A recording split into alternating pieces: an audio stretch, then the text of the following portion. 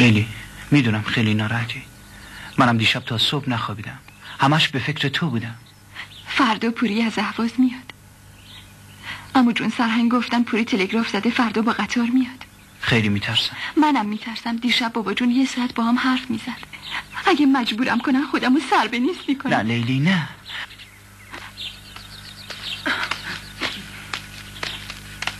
آها لیلی کجایی؟ سعید قایم شو نبیندت. اومدم.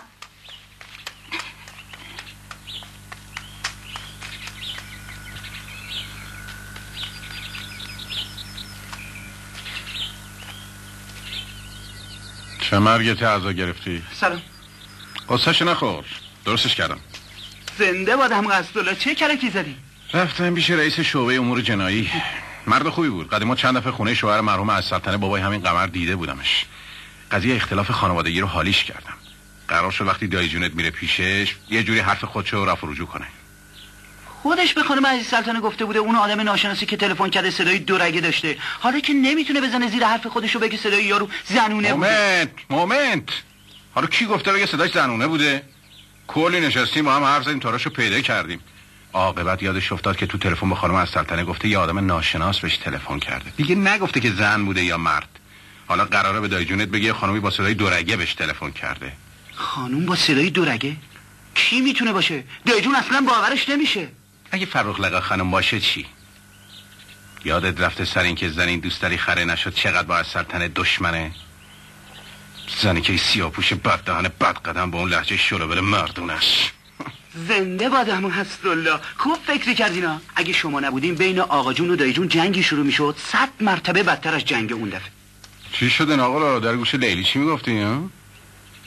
دایی جون سرهنگ به لیلی گفته بودن پوری فردا از اهواز با قطار میاد. به لابد تو هم خیال داری بری ایستگاه راهن پیشوازش بهش خیر مقدم بگی نه؟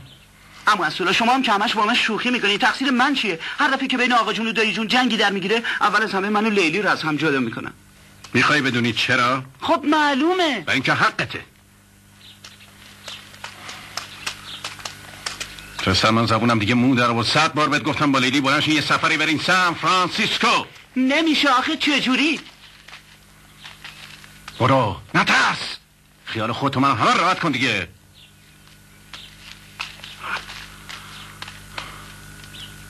چه نمی تو؟ قهر کردی؟ نه اما اصلا هر موقع بین آقا جون و دایی جون اختلاف میفته دایی جون تا منو میبینن عصبانی میشن. بس همین دور و بر باش تا خبرت کنم.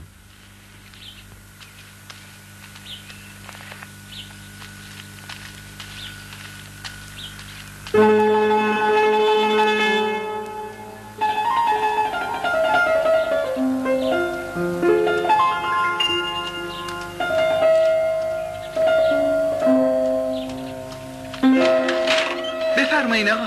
دایی جون سلام. سلام بابا جون. چطوری سعید جون؟ چرا تنهایی؟ بچه ها کجان؟ بابا جونت خونه است؟ بله دایی جون. کارشون داری؟ خودم میام خدمتشون. برم اول لباسم رو عوض بکنم بعد میام. پس بهشون میگه.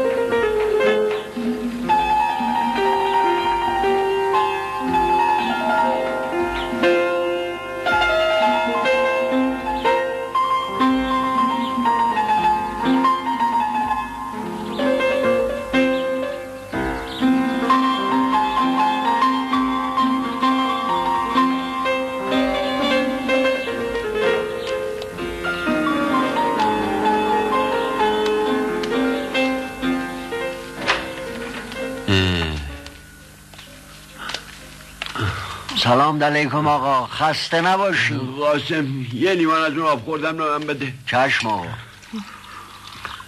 بفرمایید. پنداری آقا هوا گرمی تان کردی. ننه زیورم زیر بار نمیره، میگه بارش سنگینه نمیشه بچه رو انداخت. قابل از ننه زیور بهتر کی است تو این شهر؟ از دست اونم دیگه کاری ساخته. حالا که هیچ چاره ای نیست، هر جور شده باید یه نفر پیدا کنیم برای چند روزم که شده قمر رو عقد کنه. این محمد آقای سیمکش هست سر کوچه، فکر میکنم که زن نداره، عزبه. یه چند روزی قمر میگیره بعدش هم طلاقش میده دیگه. خجالت نمیکشی دوستانی؟ محمد آقا سیمکش بیاد دوماد ما بشه؟ این ننگو کی میتونه تحمل بکنه؟ یک خانواده اصیل بیان با یه سیمکش وسط کنن، با یه بی سر و پا. الهی خدا منو مرگ بده. چه آرزوها برای این دختر مادر مرده داشتم، حالا دیگه بچه من با یه زن محمد آقا سیمکش بشه. محمد آقا اصلا فکرش هم نکنی. چرا؟ محمد آقا ناخوشی داره. چه ناخوشی؟ جسارت گلاب به روی خانم. محمد آقا اصلا مرد نیست. تو از کجا میدونی؟ جهنم، مردی و نامردیش سرشو بخوره. اصلا حرفشو نزنین. آقا تحقیق که ضرر نداره قرمون، شاید آخر سر مجبور شدیم. خب مشخصم بگو تو از کجا میدونی که دوستری مرد نیست؟ یعنی محمد آقا مرد نیست؟ بله والا آقا دروغ چرا؟ تا قبل ما خودمان به چشم خودمان چیزی ندیدیم. از ابراهیم آقای بقال شنفتیم، آنم از زن خمیرگیر شنفته. آقا رضا آن خرازی فروشه به زن خمیرگیر گفته بوده. آقا رضا خودشم میگفت از زن شیرالی شنیده. زن شیرالی هم از یک نفر دیگه شنفته که خدا میدانه. یعنی از یک نفر شنفته که ما نمیتونیم اسمشو بگیم. آقا که همه رو گفتی، این یکم بگو دیگه. نه آقا ما نمیتونیم بگیم، بند از بندمان جدا کنین نمیتونیم بگیم. های فامیل خودتان در میانه. مومن مرد بودن و نبودنش مسئله ای نیست، هست بالاخره کاری رو که اون باید بکنه یه نفر دیگه قبلا کرده. داره؟ معلومه. من یه نفر میشناسم جون میده واسه این کار. خفه شو. آی دوستالی که آقا منظورم شما نبودین؟ ما خودمان یک نفر دیگر میشناسیم اگه راضی بشه. آدم اسمرستار با کمالاتیه، اهل قیاس آباد خودمانه، هیچ ناخوشی هم نداره. ما خودمان هم ضمانتش رو میکنیم. کی؟ خاطر تا میاد آن قیاس آبادی که یک روز همراه آن نایب تیمورخان آمده بودن دور از جان شما دنبال جنازه آقای دوستعلی خان میگشتن؟ اسمش چی بود؟ آسپیران قیاس آبادی. بله آقا بله، پنداری همین دیروز بود. خاطر ما میاد آن روز که آمده بودن وقتی قمر خانم دیدن آب از لب و لوچشان آویزان شد. قیاس آبادی ها زنه چاق و چله دوست دارن. حالا چه وقت این حرف هاست؟ خفه شو قاسم. آسپیران قیاس آبادی دوماد ما بشه؟ شرم و حیام خوب چیزیه، قباحت داره. آقا شما اجازه بدیم ببینیم اصلا این یارو قیاس آبادی مرد هست؟ والا آقا دروغ چرا؟ تا قبل ما خودمان به چشم خودمان که ندیدیم، اما تو قیاس آباد قوم نامرد پیدا نمیشه. حالا تو آن یکی پیدا بشه ما نمیدانیم. تمام زنای قوم و کاشان اصفهان با بعضی زنای تهران میمیرن برای قیاس آبادی های قوم. لااقل از من خجالت بکشید. ما خودمان یک همشهری. تو دیگه خفه شو قاسم، وقاحت هم حدی داره. مومن تا آقا چه وقاحتی؟ یه دختر معصوم ناقص عقل گرفتار بدبختی شده، یا علاوری نوکر سردار هندی، یا یه آدم بی چشم روی بی همه چیز دیگه یه برای سرش آورده و حالا خودش زده به اون را. سقط جنین براش خطر مرگ داره، فقط یه راه میمونه که براش شوهر پیدا بشه. تازه اونم به خاطر حیثیت شما هاست، ولی خودش اصلا ناراحت نیست. حاضر بچه رو همینجور بدون شوهر بزاد و بزرگش کنه. حالا شما توقع دارین پسر پلنگ و سلطنه یا نوه ببر و دوله بیاد خواستگاریش؟ بس کن دیگه شازده. شما باید بدونی آبرو و حیثیت یک خانواده اشرافی یعنی چی.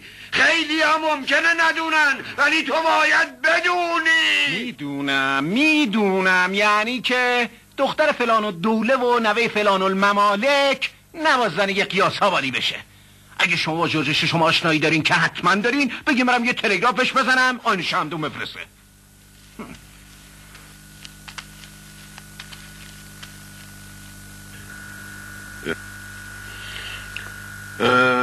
شایدم حق با شازده باشه. دخالت من اصلا بی مورده. بله اون مادرش، اونم ناپدریش، خودشون براش تصمیم بگیرن. ناپدریش که واقعا چه مرد دلسوز و محترمیه. همینجور گرفته خوابیده، انگار نه انگار که این دستگل خودش به آب داده. پاشو یه فکری بکن تانلاش، خواب آخرت باشه. حسه اینقدر دریوری نگو، اصلا برماه پدرم اگه خفه بگیر پس فتده بگنده. شازده خواهش میکنم، حالا دیگه برای من هیچ شکی باقی نمونده که این قضیه یه نقشه است، نقشه اونایی که میخواد منو نابود کنن. این نقشه از لندن دیکته شده، طرحشو این جاسوس هندی بی همه چیز ریخته، نوکر بیناموسش هم اجرا کرده.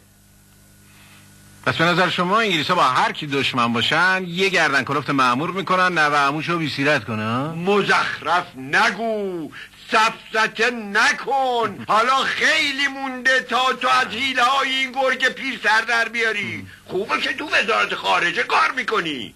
پس این حساب نوه عموی هیتلر و نوه عموی موسولینی هر کدوم تا حالا 3 شکم زاییدن. استالله من دروغ میگم؟ خانم جون، من تصمیم دارم این متد آقا رو به چرچیل پیشنهاد کنم. از این به بعد آقایون انگلیسی ها باید کارخونه‌های اسلحه سازیشون رو تعطیل کنن و به جاش قرص کمر بسازن. بنده به سر خودم واقعا متاسفم که جزو قشون انتقامجوی وزارت خارجه انگلیس نیستم.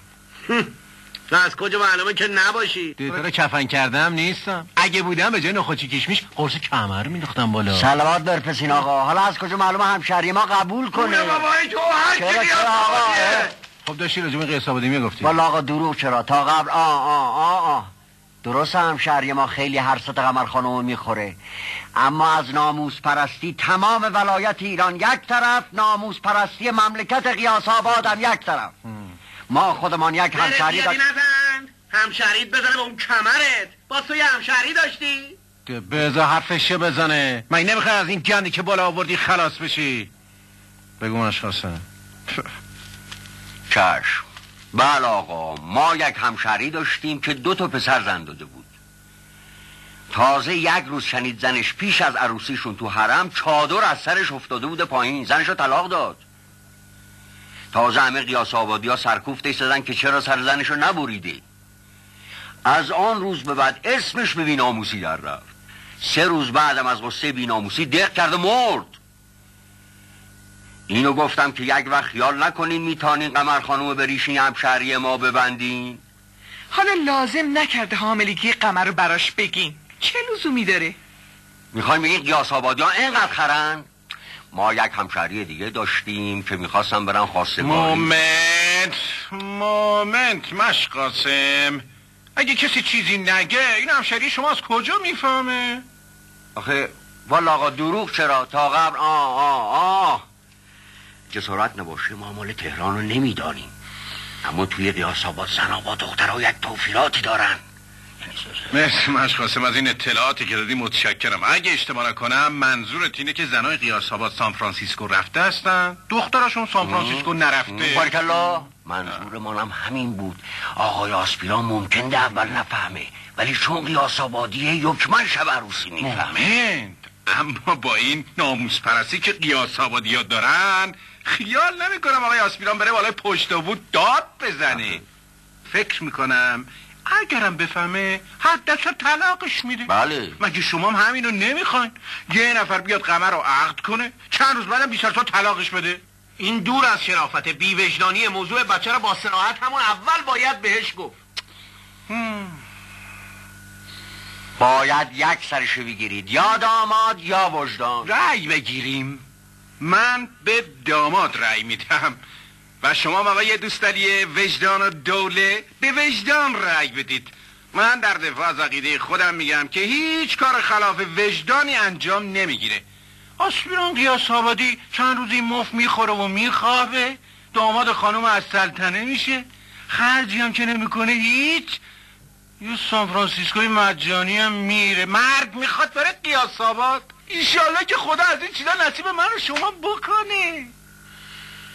نطفه تو با عرق و شراب بسته شده. مومن تو که نطفت با آب تربت و گلاب بسته شده بدت میاد خرج تو بدن، منت تو بکشن، شام و نهار مجانی بهت بدن، با یه همسفر توپل مپل جوون چند روزی بفرستن سان فرانسیسکو. آره اگه آخه بگو آخه این مزخرفات چیه میگی؟ مردشو ریخته هر دو تاتونو ببره. حالا دیگه کار دختر من به جایی رسیده که باید منت اون قیاس آبادی رو بکشی. مگه دختر من زیر بطه به عمل اومده؟ عصبانی نشید خانم. حالا اصلا گیریم قمر خانم از شکم مادرش در آمده. شاید آسپیران نخواد زن ببره. تازه اونم بخواد، شاید خود قمر نخواد. غلط کرده. پس عزیز خانم بریم با قمر صحبت کنی تا اگه رضایت داد مشقاسم رو بفرستم سراغ آسپیران تا خیلی دیر نشده. آخه این دختر مادر مرده من که چیزی حالش نیست. هر وقت چیزی ازش میپرسم همینطور پرت و پلا جواب میده. اجازه میدین من برم باهاش صحبت کنم؟ تو هم چیزی دستگیرت نمیشه. الهی خدا منو مرگ بده. از وقتی این بلا به سرش اومده پاک عقلشو از دست داده. من میرم راضیش میکنم.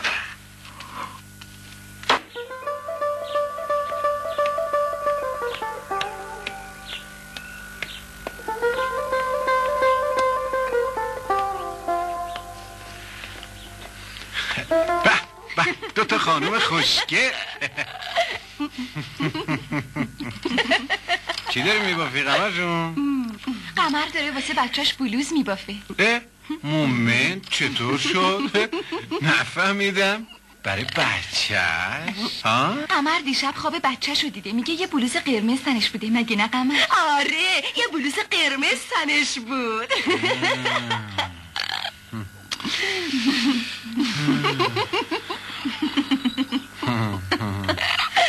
خب حالا که بچه دوست داری باید شوهر کنی. آخه نمیشه که بچه پدر نداشته باشه. نه نمیخوام. من بچه دوست دارم، شوهر نمیخوام. میگه بچهش از این رنگ بلوز خوشش میاد. آره دوست داره. گوش کن قمر جون، از قضا برات یه شوهر خوبم پیدا شده. بچه میخواد که واسهش بلوز قرمز ببافه. خب بابا جون یه بلوز قشنگم برای شوهرت بباف. بچه باید بابا داشته باشه. تو اگه شوهر نداشته باشی بچه قصه میخوره. همه بچه ها دوست دارن بابا داشته باشن. خیلی خوب. پس شما برام کاموا میخرین یه بلوزم برای باباش ببافم؟ معلومه که میخرم. چه رنگی باشه؟ اونم قرمز باشه. خب پس دیگه باید جشن عروسی رو راه بندازیم. لیلی جون تو فکر کنی لباس عروسی قمر خوبه چه رنگ باشه؟ یه لباس سفید بلند با یه تور قشنگ با بهارناله. با یه خچ بهارناله خیلی خوب میشه. اما اصلا جونم بگو جون. حالا کجاست؟ کی جونم؟ شوهرم. دلم میخواد موهای پرپشت مشکی داشته باشه که بچم موهاش مثل اون مشکی و بلند و قشنگ بشه. والا خب لیلی تو کمک کن از قمر بلوزشو تموم کنه تا من برم جشن عروسی رو راه بندازم.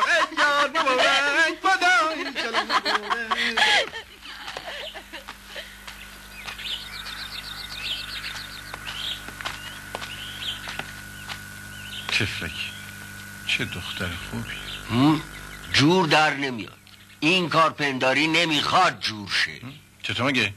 واسه این که ما به گوش خودمان شنیدیم که قمر خانم میگفتن دلشان میخواد زلف مردشان پرپوش باشه، مشکی باشه. به شما نگفتن؟ چرا به منم گفت. مگه زلف آسپیران چه رنگیه؟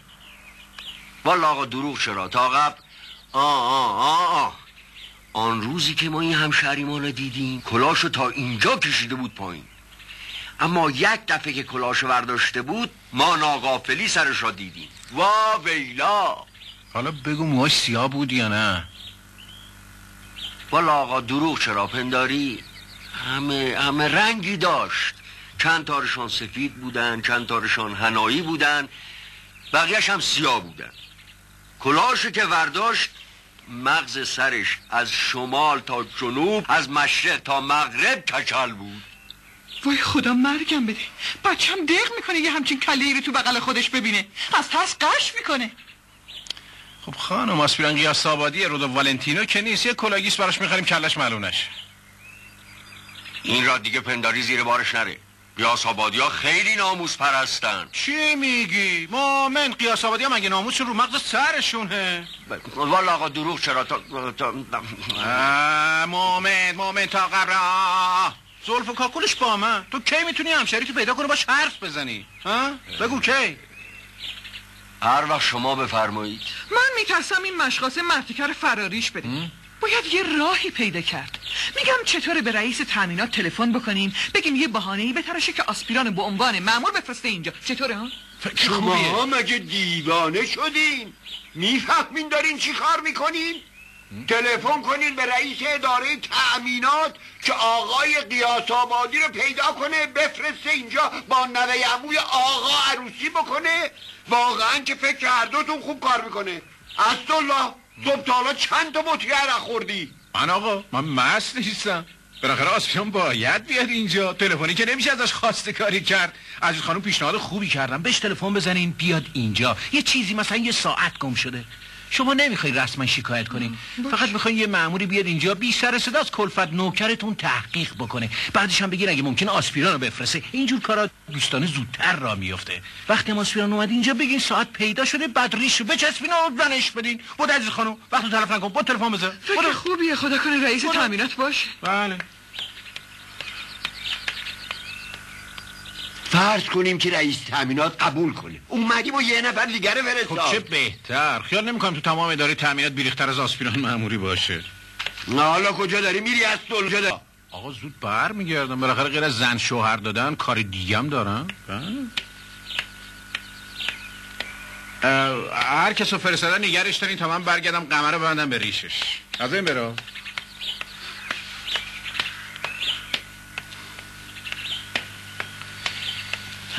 سلام عمو. تو هنوز اینجایی؟ خب چه خبرها؟ قوم و خویشا قراره جمع بشن شب برن ایستگاه راهن. پوری امشب از اهواز میاد. تو هم دست رو دست بذار و تماشا کن. پسر مشکلی تو دنیا نیست که با یه سان فرانسیسکو رفتن حل نشه. ببین چه جوری قمر رو میخوام ببندم به ریش آسپیران قیاس آبادی. آخه من گم شو بیارزه حالمو به هم میزنی.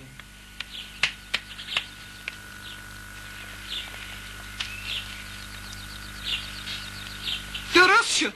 چه مرد ماهی این رئیس تامینات. قبول کردن، گفتن همین الان خود آسپیران برای تحقیقات میفرستن. به قمر بسپرین یه وقت حرفی از دهنش نپره ها. نه آقا. عزیز خانم میخواستیم عرض بکنیم یه همشهری ما آمد، شما کاریش نداشته باشین، ما خودمان رازیش میکنیم. زلف و کاکلش هم یک جوری بهش میفهمانیم. قیاس آبادی زبان قیاس آبادی رو میفهمه. شما به زلف و کاکلش کاری نداشته باشی، آنش پای من. اگه اسم کلاگیس بشنوه محال زیر بار بروا. از ما گفتن. مرد شور. حالا دیگه باید ناز این کچل بو گندورم بکشی. الهی خیر نبینی دوستالی که منو به روز سیاه نشد. وای چه بلوزی بشه. یواش کامو پاره میشه. چقدر نخ داری.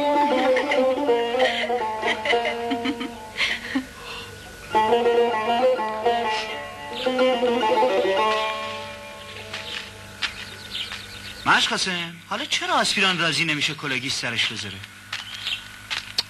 حق دارن بابام جان. قیاس آبادی ها که از ناموس رو دست ندارن هیچی. همین اهل تهران هم که 100 جور قرفر دارن، از 100,000 تا یکی حاضر نمیشه مثل زن کلاگیس سرش بذاره. مشقاسم حالا خودمونیم. آخه کلاگیس چه ربطی داره به ناموس؟ ماشاءالله شما مدرسه میری، چه حرفیه بابام جان؟ بی ناموسی بدتر از این هست که مرد مثل زن کلاگیس سرش بذاره. این که براتون میگیم ما یک دفعه خودمان به چشم خودمان دیدیم. 1 سال 1 دسته آمده بود قیاس آباد برای تعزیه. یکی از زنهای حرم امام قربانشون برم قرار بود چادر از سر بندازه گیس خودشو بکنه. همه گفتن باز یک مردی پیدا کنیم که کلاگیس بذاره سرش. 20 شبانه روز تمام 100 نفر تو مملکت قیاس آباد گشتن، 1 نفر حاضر به این بی‌ناموسی نشد. قاسم اون آفتابه رو آب کن بذار دم موال. چشم.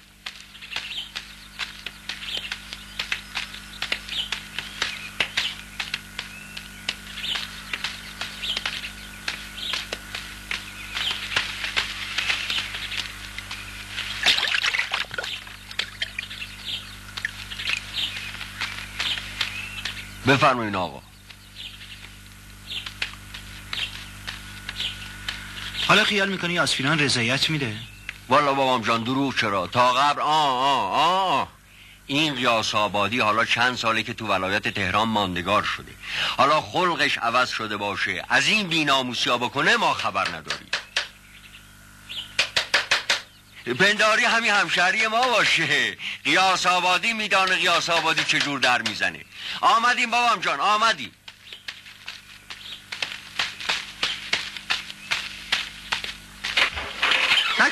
سلام آقای نایب. چی بود؟ چی؟ والا آقا دروغ. چرا دروغ؟ جواب بده زود تون سریع فوری. ما دروغ عرض نکردیم. مثلا دروغ چرا تا قبل قربان اسم ایشون مشقاشمه. متهم شماره 2 در جنایت قبلی مشقاسم. ایست سرجت بیست. ایست برو اگه آقای مفتش تو رو ببینن کارا خراب بود. سکت. تو چه کاری؟ بذار خودش حرف بزنه. نترس بابام جا این نایب خان خلقشان اینجوری. سکت. ایست. آقای نایب تیمور خان شما؟ بله خود من خیال نمی کردم شما رو زحمت بدن. حضرت آقا خب بفرمایید چی شده؟ چی گم شده؟ چیز ساعت مرحوم آقا گم شده. ساکت. وقت تلاست. فرمودین چی گم شده؟ ساعت مرحوم آقا به پدر خانم عزیز سلطنه. طلا؟ بله طلا. تو نهار خوردی؟ بله الان 400 از نهار گذشته. 400 گذشته؟ از کجا فهمیدی 400 از نهار گذشته ها؟ ساعت نگاه کردی؟ ساعت مرحوم آقا؟ جواب بده زود تند سریع. پنداری شما میخوایم استغفرالله. ببینید چی به ما میگن. مت میزنی این نوکرها و مستخدما هر کدوم 20 سال تو خونه ما هستن. اصلا کی شما رو برسد اینجا؟ قرار بود آقای آسپیران قیاس آبادی بیاد. چرا شما اومدی؟ چی؟ نفهمیدم. برو آقا مزاحم نشو. تو این به مأمور دولت این انجام وظیفه؟ بیا حرکت. بیرون. ناراحت نشید آقای نایب، قصد من توهین نبود. خانم عزیز سلطنه ساعت پدرشونو گم کردن. ناراحتن. ساعت مردانه چیزی نیست که تو کیف خانم عزیز سلطنه باشه که گم بشه. ساعتو دزدیدن. سرقت، دزدی، جنایت. از کجا اینقدر مطمئنین؟ کی به شما گفته؟ شمه نایب تیمور خان، مبتکر سیستم بین‌المللی غافلگیری. نیا آقای مفتش اینجا هستن. نیا آقای مفتش هستن. برو چی شده؟ برن بیا تو با چشم.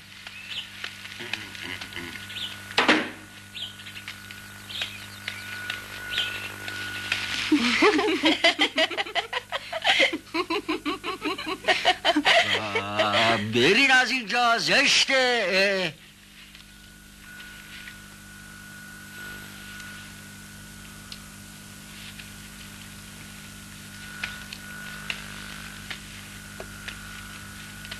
آقا کی باشه؟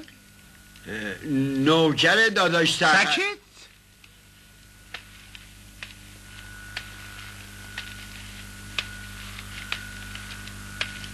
تو بگو.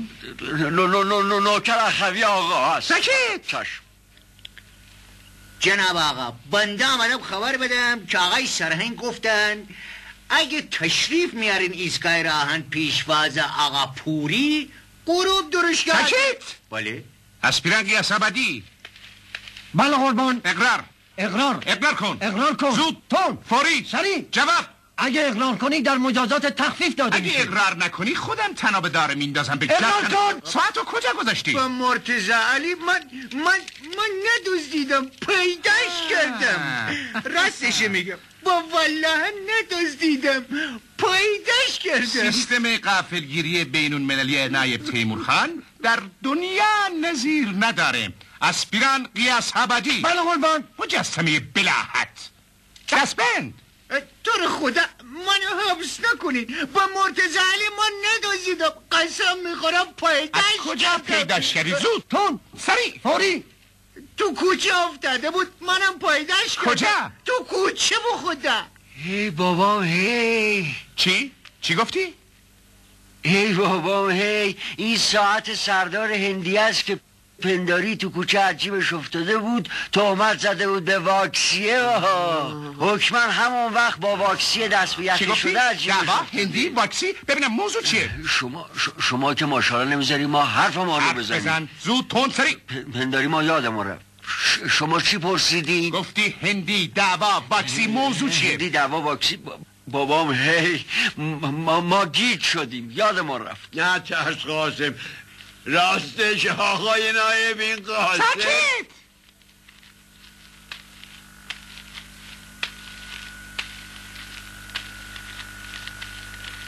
حالا بگو. این همسایه ما سردار مهارت خان هندی دیروز با واکسی محل دعوا شده، رفته کمیسری شکایت کرده که واکسی ساعتش از جیبش زده، نگو ساعتش تو دعوا از جیبش افتاده. این نوکر برادر منم پیداش کرده. قاسم بیا این ساعتو ببر بده به رئیس کمیسری، باید که این بدبخت رو زودتر آزادش کنن. که این ساعت بدبخت رو ببرن بدن کمیسری و اون مسروقه رو آزاد کنن. کی این دستور رو داده؟ شما؟ یا شما؟ بله. شما؟ مومنت آقای مفتح. ببینم شما همون قاتل شوهر مقتول خانم عزیز سلطنه نیستی؟ چرا؟ من همون قاتل شوهر مقتول خانم عزیز سلطنه هستم. امروز میخوام از مأموری که جنایت منو کشف کرد انتقام بگیرم. قتل مفتش تأمینات به دست یک قاتل دیوسیرت. آی روزنامه. اسپیران قیاس‌آبادی. بله قربان. دست بر. میداری ردش کنیم بره؟ اشدالله حالا وقت شوخی نیست. بذار این آقا کارشو انجام بده، زودتر شرشو بکنه و بره. چی؟ من برم؟ به همین آسونی؟ پس تکلیف ساعت مسروقه خانم عزیز سلطنه چی میشه؟ اصلا نمیخوام شما ساعت آقا رو پیدا کنید. بده به من. خواهش میکنم شمس علی، خواهش میکنم زودتر این ساعت میبری میدی به رئیس کمیسری، بلکه اون بدبخت رو زودتر آزادش کنن. ایست و زهر مار، صبر کن تا من تکلیفم و با تو روشن کنم. نفهمیدم. چشمم روشن. توهین به مأمور دولت در حین انجام وظیفه و حالا قصد ایراد ضرب و جرب. تلفن ببینم تلفن به کجاست؟ میخوام 2 کلمه با رئیس صحبت کنم. به شما عرضی نکردم. اگه شما واقعا شکایتی نداشته باشید خب ما از حضورتون مرخص میشیم. چیزی نیست. اسپیران قیاس‌آبادی. بله قربان. مجسمه بلاحت حرکت. چیشی رو حرکت؟ صبر کنین آقا. باید موضوع ساعت روشن بشه. بالاخره یه نفر باید در این مورد تحقیق کنه عزیز من. انا به دار و دلم میخواد خودم به گردنت بندازم. آقای نایب تیمور خان بفرمایید، آقای رئیس میخوان تلفنی با شما صحبت کنن. آره در اومد.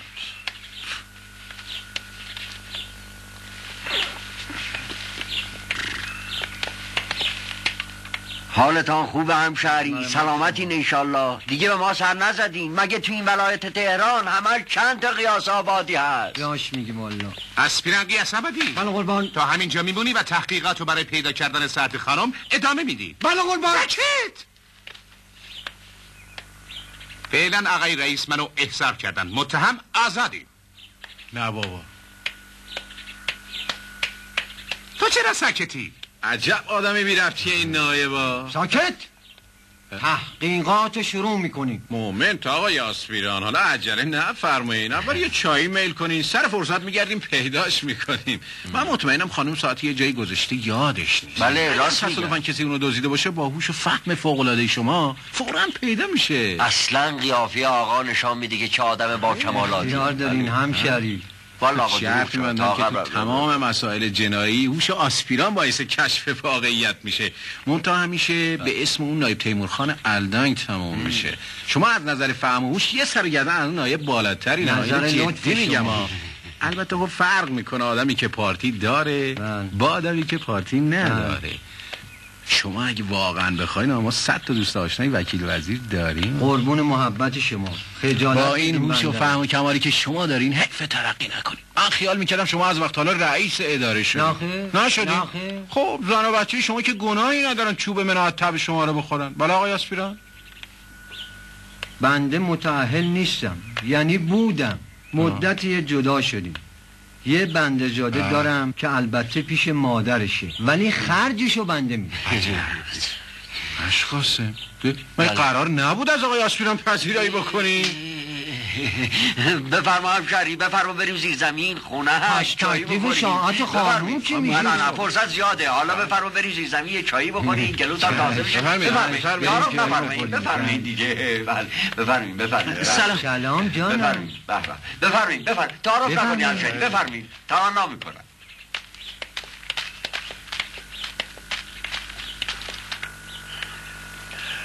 مثل این که داره به یه جایی میرسه. این جون منه که داره به لبم میرسه.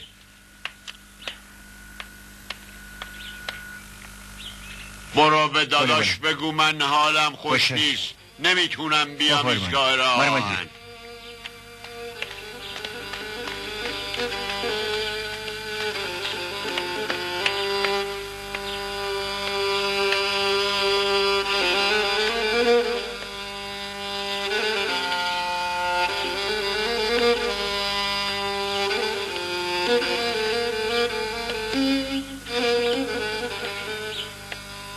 از روز 13 مرداد که من عاشق لیلی شده بودم، دایجان روز به روز شکسته تر شده بود.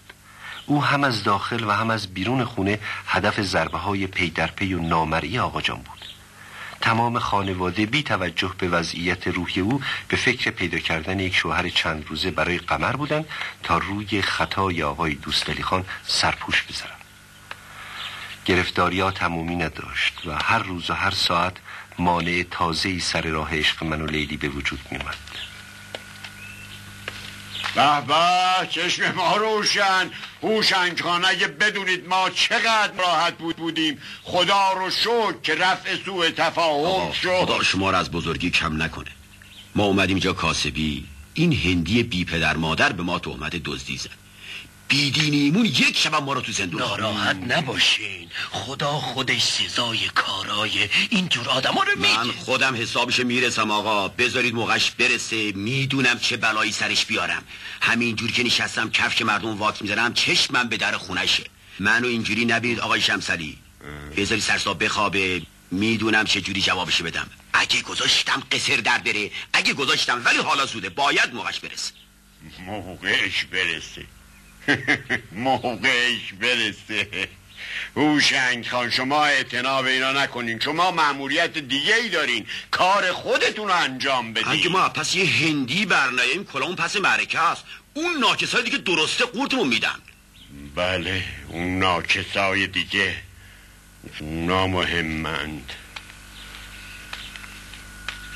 بله اونا مهمند. سعید جون بگو قاسم یه لیوان شربت بیاره برای هوشنگ خان.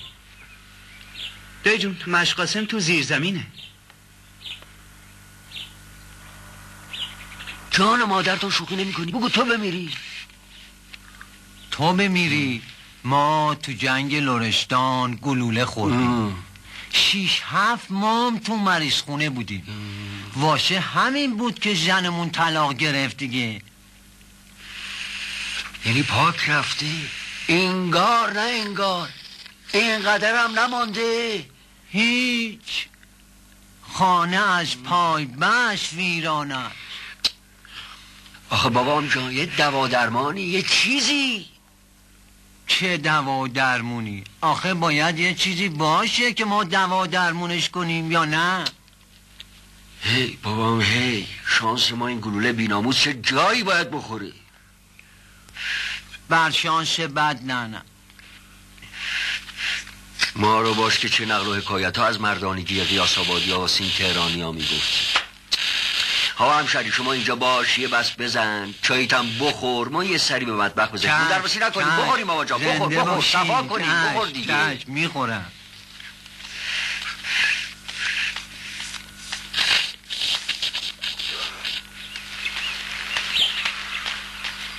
مشقاسم بالاخره چی شد؟ مومن بابام جان. چی شد قاسم؟ صحبت کردی؟ بله آقا، ما کلی با این همشهریمان از این در آن در حرف زدیم. نتیجه؟ والا آقا دروغ چرا؟ تا قبل زود باش بگوده. راستش تا حالا جرأت نکردیم نقل حاملگی قمر خانومو به همشهریمان بگیم. همینطوری رضایت داده، اما زبان بسته یک عیب و ایرادی داره. چه عیب و ایرادی داره؟ دور از جناب خانه از پای بس ویران است. یعنی چه؟ چی میگه این؟ چی میخواد بگه؟ اگه دروغ نگم به یه مشکل سانفرانسیسکویی برخورد کرد. اسدالله، یعنی تو میخوای تا دم گور همینجور مزخرف بگی؟ مومنت فعلا که قهرمان تیر خورده به گور نزدیکتره تا من. سگ و گربه باز پریدن به هم. بابا بذاریم ببینم چی میگه. دور از جان شما جسارت نباشین، همشهری پنداری همشهری ما نیست. یعنی چه؟ چطور همشهری تو نیست؟ اسمش قیاس آبادیه ولی مال قیاس آباد قم نیست. چی میگی تو؟ تو جنگ لرستان گلوله خورده به چجوری بگی؟ مگه همشهریای تو نظر کردن؟ مگه به قیاس آبادی ها گلوله نمیخوره؟ گلوله فقط به ما میخوره؟ به شما میخوره ولی نه به آنجایی که به این زبان بسته خورده. به کجاش خورده؟ والا به دلو گلاب به روتان به دل این زبان بسته اصلا دل روده نداره. مشقاسم مگه میشه آدم دل روده نداشته باشه؟ نداره. نگفتیم این همشهری ما نیست؟ آخه بگو چی بلاش سر دل رودش اومده؟ عزیز خانم شما که به اخلاق مشقاسم واردی. طفلکی خیلی خجالتیه. منظورش از دل و روده نیست. چرا حرفشو نمیفهمین؟ خب پس منظورش چیه؟ والا منظورش همون برج معروف سان فرانسیسکو. برج سان فرانسیسکو؟ وا چه بددهنی تو اسدالله. تعجبی نداره. وقتی شرم و حیا تو چشم آدم نباشه دیگه از این بهتره. مومنت شما که مجسمه شرمایه هستین خواهش میکنم بفرمایین از اون عضوی که ذکر جمیلش رفت به چه لفظی اسم میبرین؟ آدم اسم نمیبره. یا باید اسم رسمیشو گفت یا باید با علم اشاره فهمون. دیگه به جای اسم اصلیش دماغ و چش ابرو که نمیشه گفت. تو چقدر خاری؟ شما هم کوتاه بیاین دیگه. اصلا بودن یا نبودن اون زهرماری چه اهمیت داره؟ مگه میخواین بذارین تا آخر عمر به پای هم پیشن؟ آروم سیا خدا نصیب نکنه. اینجوری بدیش اینه نمیشه بچه را گردنش گذاشت. تو چرا اینقدر آب و تابش میدی؟ بهش بگو همش 10-15 روزه، بعدش باید طلاقش بده ها. حالیش بکن یه پولی میگیره بعدم میره به کارش.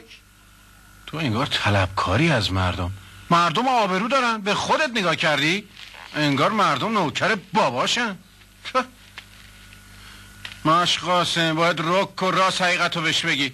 آسپیرانم وقتی بفهمه که میخوایم بهش زن بدیم خودش متوجه میشه که دل و روده اصلا مسئله نیست. وقتی دوندگی نداشته باشه چه پا داشته باشه چه چلاق باشه. بله والا راستش ما رومان نمیشه بهش همچه حرفی بزن. شما هم که میگی ما بریم بهش خبر بدیم نمیدانین قیاس آبادی ها چقدر ناموس پرستن. میترسیم قیامت را بندازیم. یواش یواش حالیش کن مشقاسم.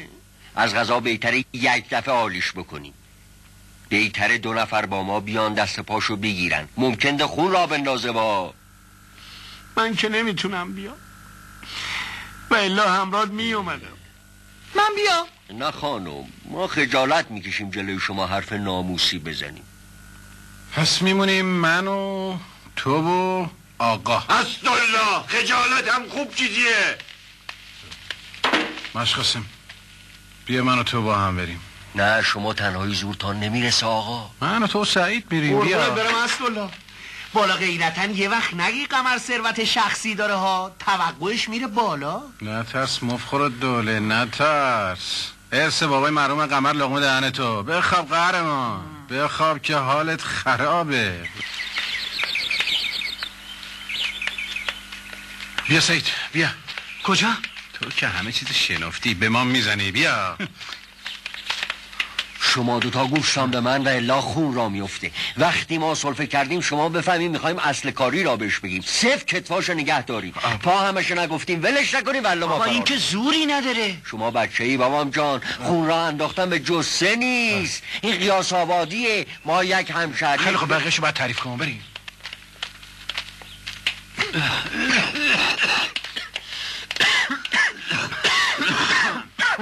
ببخشید آقا. سلام جناب. سلام. بساط فقرا. بفرمید آقای آسپیران. چرا تعارف میکنیم؟ ما با هم این حرفا رو نداریم. بروشیم اینجا سیجون. بروشیم.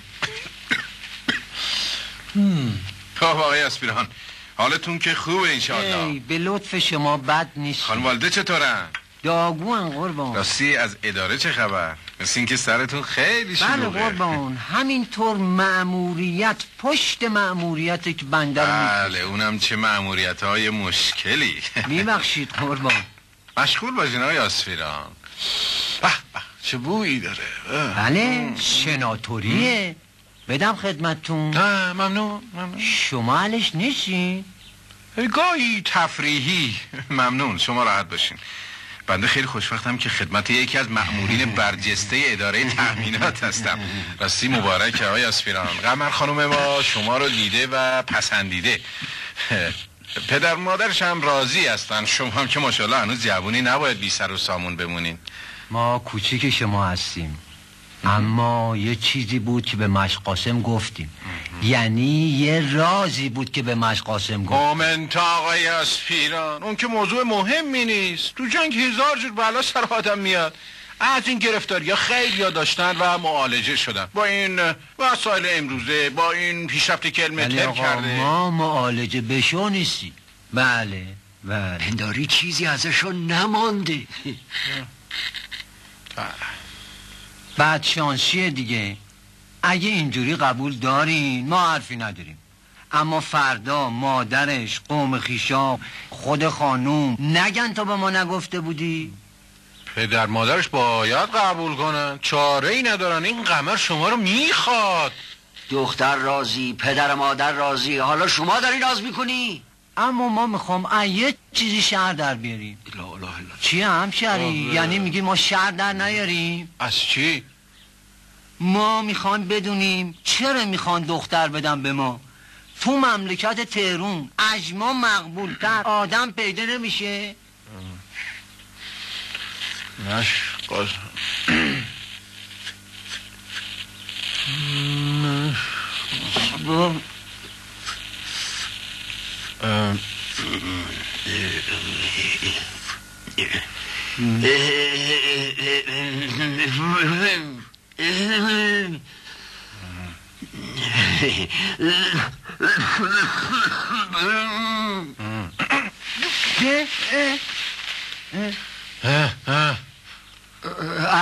عروس خانم حامله است.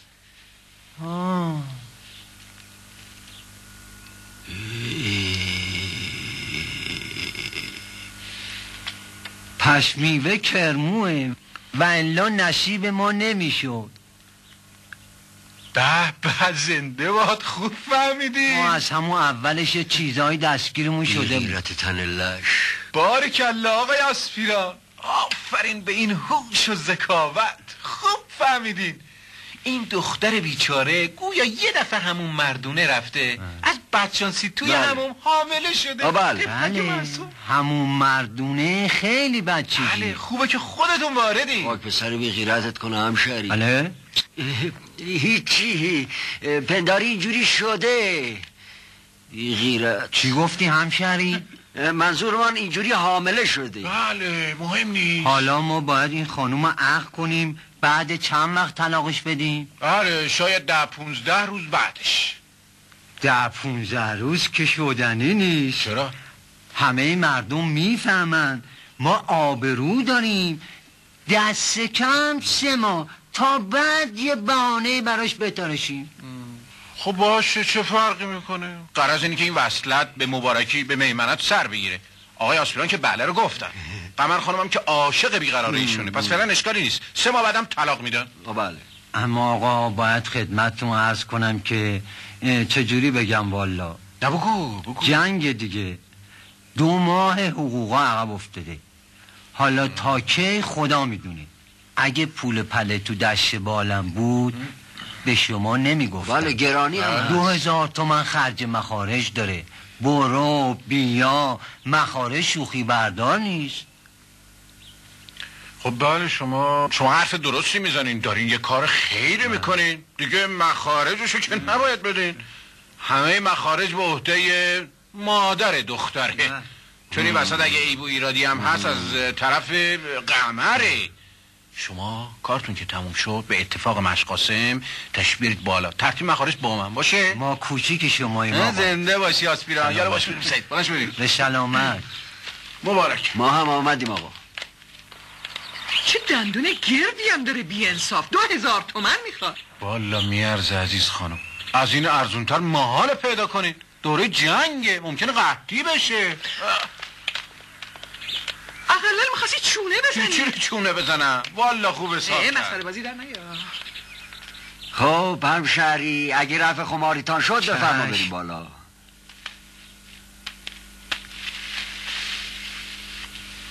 بفرما دیگه. شما بفرمایید. بیافت جلو. خواهش میکنم. تعارف نکنی. بفرما.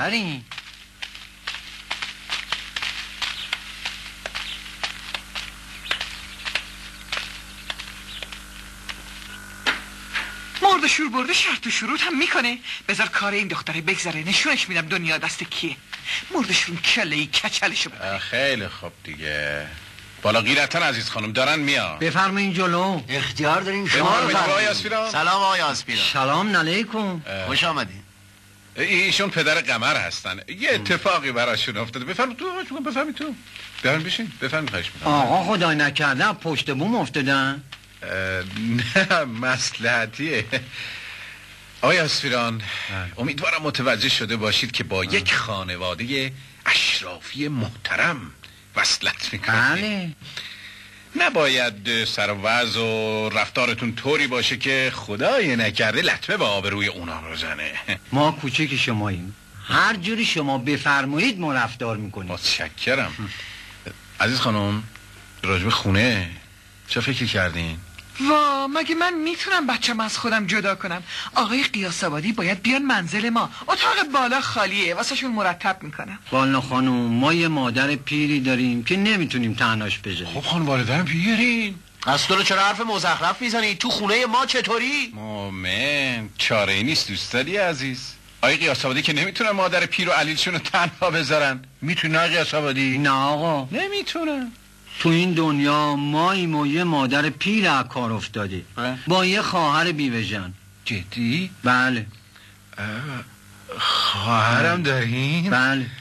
چیکار میکنه؟ چند سالشه؟ والا آقا 2 سال پیش شوهرش دادیم. پارسال شوهرش رفت زیر ماشین. حالا تو کافه آواز میخونه. جون؟ تو کافه؟ بله خانم. وا، مگه من میتونم جلوی دهن مردمو بگیرم؟ خب آقای آسپیران خواهرشون رو نیارن. آفرین، ماشاءالله. عزیز خانم، آقای قیاس‌آبادی زیر بار نمیرن.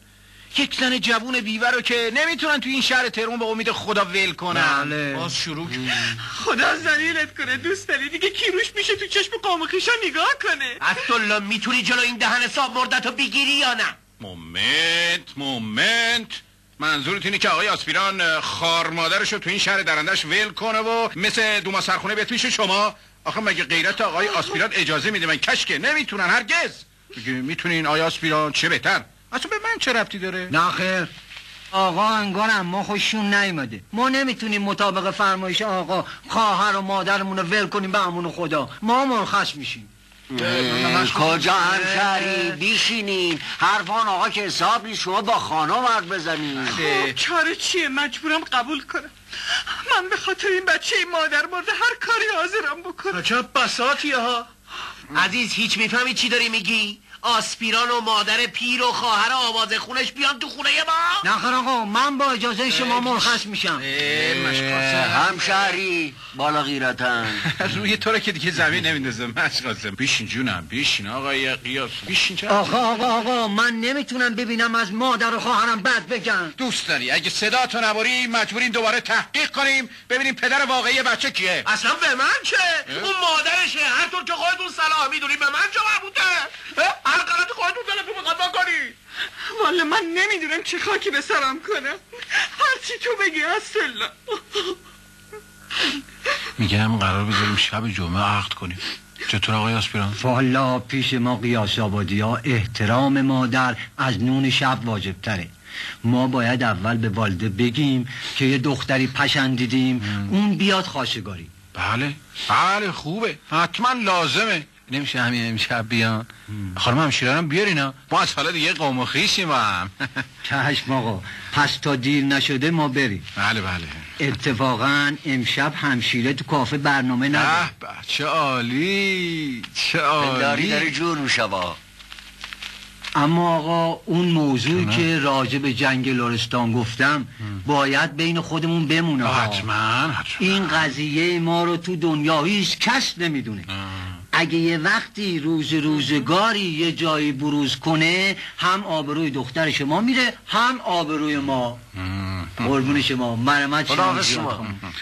خدا حافظ. بفرما. تعارف نکنی. آقای اسپیران، پس خانم والدتون همین امروز عصر با همشیره با هم. بله چشم، حتما. یه عرضی داشتم با شما آقا. با بنده؟ جونم بگو. راجع به حاملگی قمر خانم جلو والده حرف نزنید. اگه بفهمه محال رضایت بده. نه این که نمیگم طوری باشون باهاشون صحبت بکنم که خیلی زود رضایت بدن. این کارا رو بذاریم به عهده من. خیلی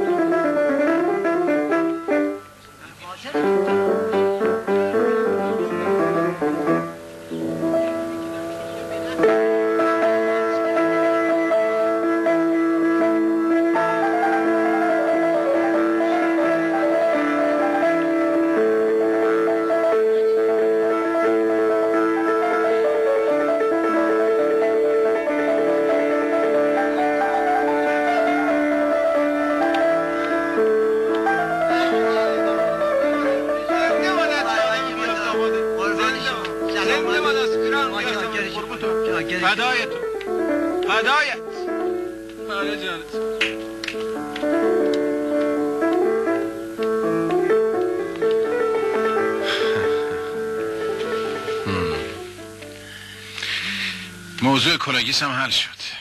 قرار گذاشتیم بریم خیابون لاله‌زار یک کلاگیس خوشگل براش بخرم که تو ذوق قمر نخوره. خوبه. شما هم بریم فکر لباس قمر. باشه.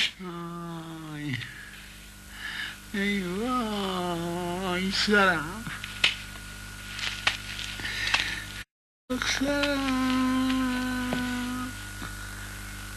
تاشا فعلا دوست داری پول کلاگیس رو رد کن بیاد. پول کلاگیس رو من بدم؟ میخوای نده. اون وقت قمر زنه این که کچل نمیشه. ناچار باید دوباره شال کلا کنیم بگردیم دنبال پدر واقعی بچه که بیاد مادر بچه رو عقد کنه. استالله به ارواح پدرم یه دفعه دیگه از این مزخرفا بگی پدرتو میسوزونم. مومنت نفهمیدم. چرا به تو برخورد؟ من گفتم مجبوریم شال کلا کنیم اون پدر بی آبروی بی وجدان بی همه چیز بچه رو پیدا کنیم. تو چرا اینطوری خون به صورتت اومد؟ نکنه حروم زاده جلب تو خودت وایسا وایسا دیگه وایسا بیا دروغ که پدر سوخته. به من کلک میزنی؟ این لطه کنه رو بگی به سر کلت من آقا بزنی؟ این کلت بیارم بی شرف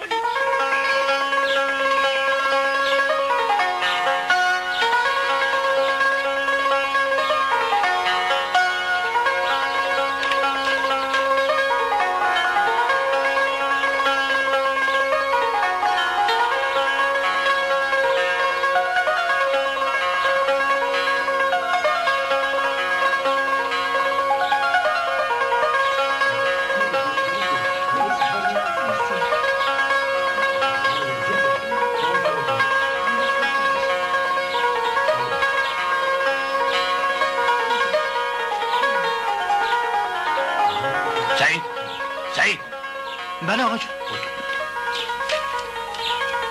این رفتن اومدن ها امروز برای چیه؟ درشکه آوردن برن ایستگاه راهن پیشواز پوری که اینا رو